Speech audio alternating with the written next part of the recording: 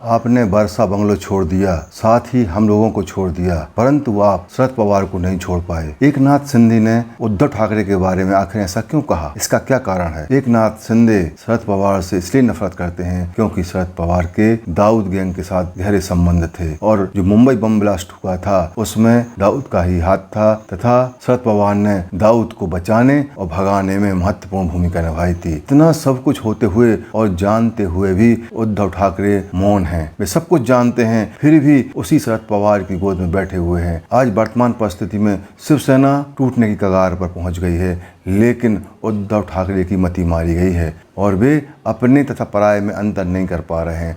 जो उनके सच्चे दोस्त हैं, सच्चे भक्त हैं, सच्चे अनुयायी हैं, उनको छोड़कर वे आज देश के गद्दार दाऊद के मित्र शरद पवार की गोद में बैठे हुए हैं और इसके बारे में आपको विस्तार से जानना जरूरी है, इसलिए यह वीडियो अंत तक जरूर देख लें। शरद पवार के दाऊद इब्राहिम से लिंक थे कि जब 1993 का ब्लास्ट हुआ तो मार्च 1993 में था, 12 जगह ब्लास्ट हुआ, तो शरद पवार वहाँ पे चीफ मिनिस्टर थे महाराष्ट्र के। तो इन्होंने ये कहा कि 12 नहीं 13 जगह ब्लास्ट हुआ। एक मस्जिद का नाम लिया। ये उससे जो है मेन इशू से ये कहा जाता है कि अटेंशन डाइवर्ट करना चाहते थे कि शायद दाऊद से या पाकिस्तान से उनका इंटेंशन था डाइवर्ट करने का एलटीटी की तरफ। तो ये रीज़न था।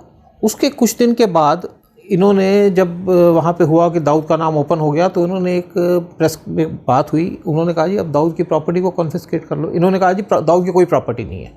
एक लाइन में केस ख़त्म कर दिया। अभी शरद पवार की स्टेटमेंट आई है पाकिस्तान के फेवर में। उन्होंने कहा जी पाकिस्तान में बड़े अच्छे नॉर्मल सिचुएशंस हैं, इंडियन गवर्नमेंट उसको एक्सेजरेट कर रही है। तो ये उनका शो करता है कि शरद पवार का पाकिस्तान प्रेम, और ये प्रेम मेरे को लगता है इसलिए है कि पाकिस्तान इज़ होस्टिंग दाऊद, और कोई रीज़न नहीं है। फिर ये भी ज़रूर कहा जाता है कि इनके पाकिस्तान के साथ कुछ बिज़नेस के भी हैं, और ये ज़रूर है कि इनका दाऊद के साथ बिज़नेस लिंक्स रहे हैं। तो लेकिन ये जो इनका जो प्रेम छलकना है, ये एक बात ये शो करता है कि शायद कुछ उससे भी बढ़ के आ गया है। अब आप देखिए जब बालाकोट हुआ तो शरद पवार की एक और स्टेटमेंट आई कि ये जो अटैक पाकिस्तान पे नहीं है, ये कश्मीर पे अटैक है।